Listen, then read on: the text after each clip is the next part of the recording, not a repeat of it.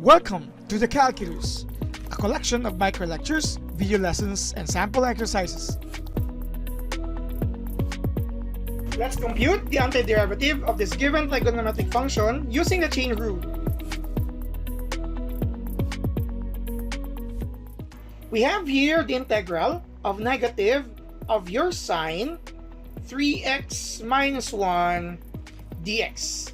Now, of course, the negative here is intended as a factor. By constant multiple rule, you can take that out. You have the integral of your sine of 3x minus 1 dx. Nevertheless, both forms would tell us that this form is actually, or this function can be expressed as a composite function, and hence we can use here the chain rule. Because if we're going to take the entire function as a composite function, like we have here sine, again, we will be using now positive since we took out negative. Sine of 3x minus 1, that is actually formed when your f of x is just your sine x, meaning your angle is just x in itself, and then your g of x, which becomes your angle now, is 3x minus 1. Right? This becomes the angle for our given function. This means, again, that this function is really a composite function, hence the chain rule will be used.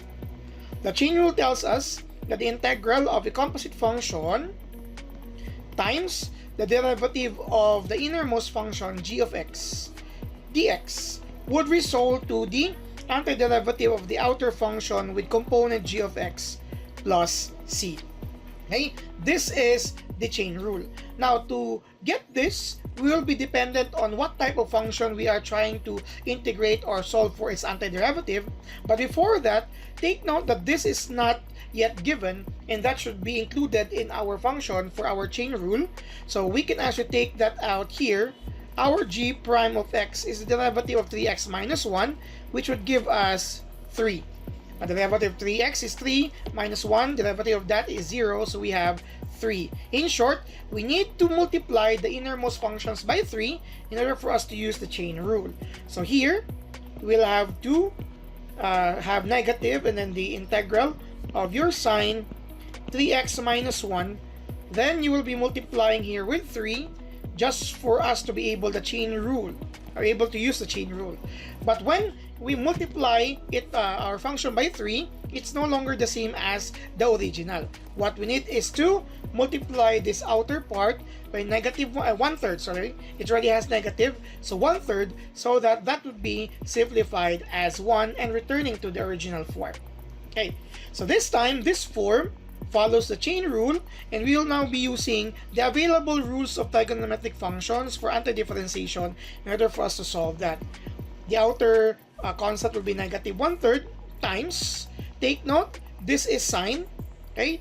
It's the component, or the function is sine, so the integral of sine x dx, please don't forget about this, is equal to your negative cosine x plus c.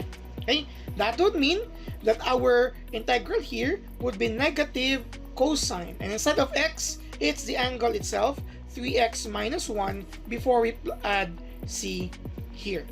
To finish, let's multiply the constant to the binomial, so negative times negative becomes positive 1/3 cosine of 3x minus 1, and you have here minus 1/3 of c, or just to make it general for any type of constant, still you will have your plus c. This is the answer to this item. This is the antiderivative of the given trigonometric function using the chain rule. We are also to verify this using another rule to be presented in the next video to verify whether our answer is the same or not. So what are you waiting for? Subscribe now!